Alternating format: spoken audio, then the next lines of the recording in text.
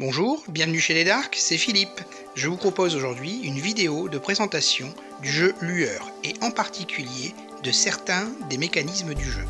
Ce jeu, je le trouve personnellement passionnant, au-delà du fait qu'il soit déjà très beau. Des graphismes qui tranchent par rapport à l'ordinaire des jeux, qui sont plutôt très colorés. Et en tout cas, un jeu qui, je vais vous surprendre, peut effectivement être joué de 2 à 4 joueurs, mais c'est également un très bon solo. On y va, on part à la découverte de ce jeu. Le plateau, le voici.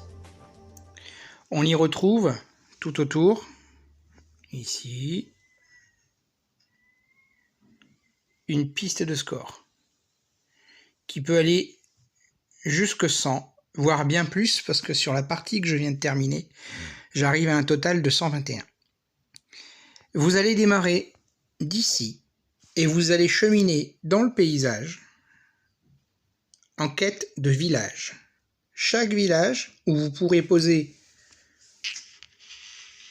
votre camp, votre campement, a une valeur qui lui est propre. Le but est, à la fin du voyage, d'arriver à ce village qui vous permet en fin de partie de gagner 20 points supplémentaires, 20 éclats de lumière. Chaque étape de votre chemin est balisée par des petits symboles. Donc par exemple ici, pour aller de là à là, il faut faire un 1 de mouvement. Pour pouvoir faire ce mouvement de 1, sur cette case-ci, il faut pouvoir obtenir sur le jet de dés au minimum une flamme. Si vous avez 3 flammes, vous pourrez aller jusque là. Si sur votre jet de dés vous avez des feuilles, vous préférez de ce fait prendre ce chemin. Mais à un moment, vous devrez changer de symbole sur le jet. Ici, par exemple, pour passer de cette case-ci à cette case-ci, il faudra que sur votre chemin, sur votre jet de dés, excusez-moi, vous n'ayez pas de feuilles. Certaines autres étapes vous permettent par exemple de récolter des petites fioles avec des lucioles qui, en fin de partie, seront des points supplémentaires.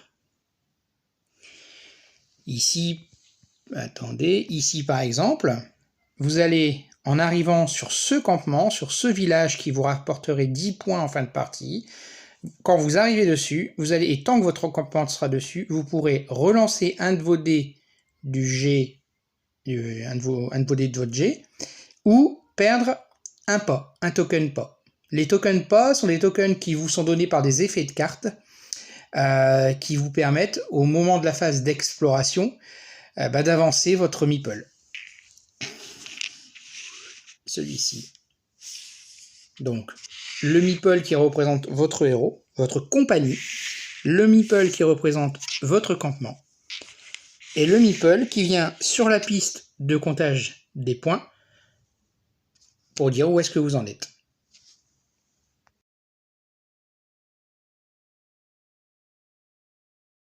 Désormais parler du plateau des rencontres. C'est un plateau sur lequel vous allez positionner 5 cartes qui seront les compagnons, qui vont représenter les compagnons que vous aurez la possibilité de recruter à chaque jour. Quand vous aurez positionné ces cartes, vous allez en lancer les petits dés. Alors je vous montre un gros dé pour voir la différence. Gros dé, petit dé. Ces petits dés, vous allez les lancer. Ils vont tous donner un résultat et en fonction du résultat, vous allez le positionner au bon endroit sur la piste rencontre. Donc ici par exemple, j'ai 2 pierres, j'ai 2 gouttes d'eau. Qu'est-ce qu'il me reste? Un nuage et 2 flammes. Vous allez désormais, chaque joueur, en commençant par le premier, va sélectionner une carte en fonction des dés qu'il souhaite obtenir et des effets de cartes qui peuvent l'intéresser. Choisissons par exemple, alors je vais d'abord lancer les dés de mon héros. Mon héros est Tétis, avec lequel j'ai droit à 2 dés bleus. Je lance mes 2 dés bleus et j'obtiens un nuage et une pierre. Ce que je vais faire, c'est que je vais recruter de vol et ces 2 dés. Donc pour ces 2 dés, pour ce tour-ci, pour ce jour-ci, j'aurai cette combinaison de dés plus celle-là. Et voilà comment se passe le recrutement. C'est simple, c'est rapide, c'est plutôt efficace. Ce qui va se passer ensuite, c'est qu'on va passer au tour, on va déclencher les effets de cartes. Ici par exemple, je sais qu'avec une goutte d'eau et un nuage, on va les remettre dans l'ordre, voilà, je vais avoir la possibilité, donc c'est pas je vais avoir la possibilité, je dois, puisque j'ai la combinaison qui va ici, relancer un dé et marquer 3 points de victoire. Et le dé que je relance, c'est un des dés de mon jet, un des dés de ceux que j'ai collectés en recrutant mon compagnon, plus ou un de ceux de mon héros, mais qui ont déjà été lancés. Ici, par exemple, ce qu'il m'intéresserait de faire éventuellement, c'est de transformer ce dé-ci en nuage. C'est le cas.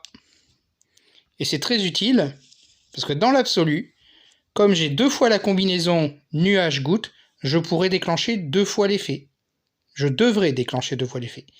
Ce qui fait qu'au total, en usant de cette capacité, je vais pouvoir relancer 2 dés, et là en l'occurrence, puisque j'ai 2 combinaisons, marquer 6 points.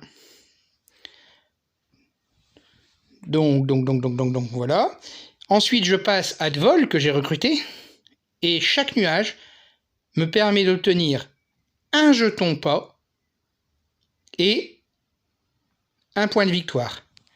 Comme j'en ai 2, et que les dés peuvent être utilisés pour activer toutes les combinaisons, je vais pouvoir obtenir 2 pions pas, donc des pions qui me permettront d'avancer sur la carte, et 2 points de victoire. Au total, avec ces 2 combinaisons ici, plus ces 2 combinaisons-là, je vais marquer 2 x 3, plus 2 x 1, 8 points sur ce tour-ci, sur ce premier tour de partie.